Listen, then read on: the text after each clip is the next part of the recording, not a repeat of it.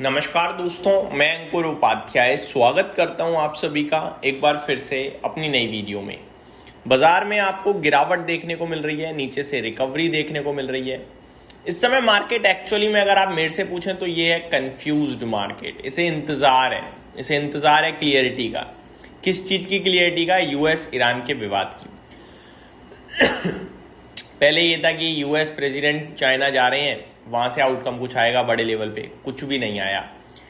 उसके बाद president Trump लगातार कह रहे हैं कि मैं ईरान के ऊपर अटैक कर दूंगा, बट अभी मैं अपना अटैक रोक रहा हूं क्योंकि डील आने की संभावना है।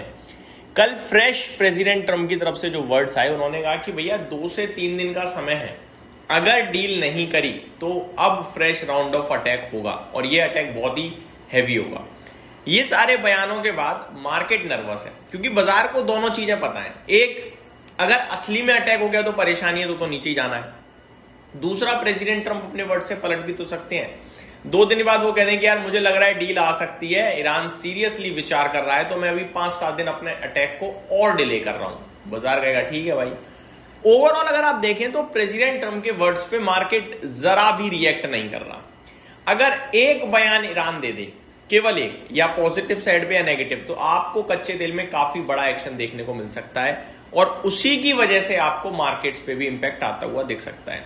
एक कहानी तो यहां तक हो गई। दूसरी कहानी ये है कि अब रुपया बड़ी तेजी से फिसल रहा है। जब से प्रधानमंत्री मोदी जी ने कहा है कि रुपये को बचाना है, आप गोल्ड के इंपोर्ट्स को कम करें, मतलब हम लोग गोल्ड कम खरीदें ताकि कंट्री गोल्ड के इंपोर्ट्स को कम करे।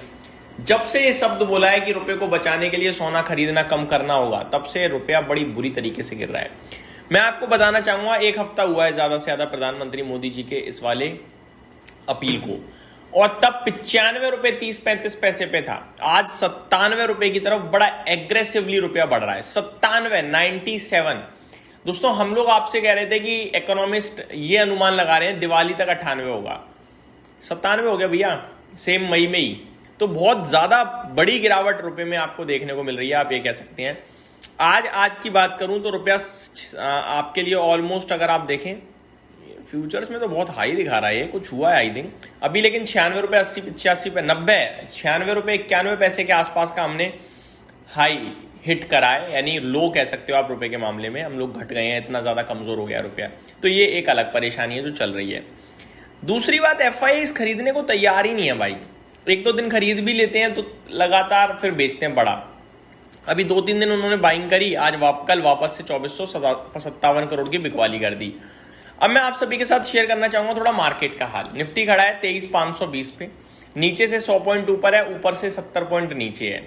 दोनों में निफ्टी सेंसेक्स में आधे % की गिरावट है। बैंक निफ्टी थोड़ा ज्यादा कमजोर है, 0.9% की गिरावट है। मिड कैप इंडेक्स 1/3% नीचे है, स्मॉल कैप में 0.65% की गिरावट है। मार्केट ब्रेथ 1800 शेयर्स नेगेटिव है, 1060 पॉजिटिव है। सेक्टर स्पेसिफिक केवल 3 क्षेत्र हरे निशान में, बाकी सब लाल है। एनर्जी, फार्मा, ऑटो ये हरे में है। IT हरे और लाल में झूल रहा है, सारे नीचे हैं। बाकी इसके अलावा मीडिया क्षेत्र टॉप लूजर है, 0.2% नीचे। FMCG 1% नीचे है। Bank Nifty, financial services, PSU bank ये भी आपके लिए टूटते हुए दिख रहे हैं। बात करें दोस्तों आपके लिए आज के स्टार परफॉर्मर की, तो PCBL है 8.5% ऊपर, GE वर्नोवा 7.25% ऊपर है, BLS इंटरनेशनल में 6.25% की तेजी है, सीमेंस एनर्जी में 0.6% की तेजी है, जाइडस लाइफ में 5.25% की तेजी है। टॉप लूजर्स की बात करें तो PI इंडस्ट्रीज का शेयर 6.5% नीचे है, जील का शेयर 6.5% नीचे है, हिंद कॉपर 3.5% नीचे, चोला होल्डिंग में 3% की गिरावट है, करुण व्यासा बैंक में भी आपको 3% की गिरावट दिख रही है। 10:51 का समय हो रहा है जब वीडियो शूट कर रहा हूँ। जाइडस लाइफ शेयर में सबसे ज्यादा टर्नओवर हुआ है 950 करोड़ का। आगे बात करी जाए निफ्टी की तो 38 शेयर्स नेगेटिव हैं, आप 37 कह सकते हो क्योंकि मारुति बिल्कुल फ्लैट है। तो 37 में जो टॉप लूजर है वो BEL है, करीब 3% नीचे। उसके बाद टाटा स्टील, ग्रेजिम, इटरनल भी आपको नीचे दिख रहे हैं। टॉप गेनर में आज हिंडाल्को का शेयर है, ONGC, बजाज ऑटो में भी अच्छी तेजी देखने को मिल रही है। रिजल्ट्स फुल फ्लेज एक्शन में चल रहे हैं। आज के रिजल्ट कैलेंडर की बात करी जाए तो Grasim industry, Samvardhana Motherson, Apollo hospital, Bosch, Jubilant food, Metro brand, ये कुछ बड़े नाम है जिनके नंबर्स आज आते हुए दिखेंगे। आगे स्टॉक स्पेसिफिक बात करूं अगर आप सभी के साथ, तो अमागी मीडिया लैब्स रिजल्ट्स के बाद 2% ऊपर है। HCG health care global enterprises 1.5% ऊपर है। डीकेल 11% ऊपर है अपने नतीजों के बाद।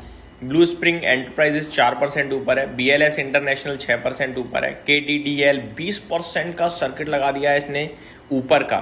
PI इंडस्ट्रीज 6.25% नीचे है। ये स्टॉक्स हैं जो रिजल्ट्स के बाद एक्शन में दिख रहे हैं।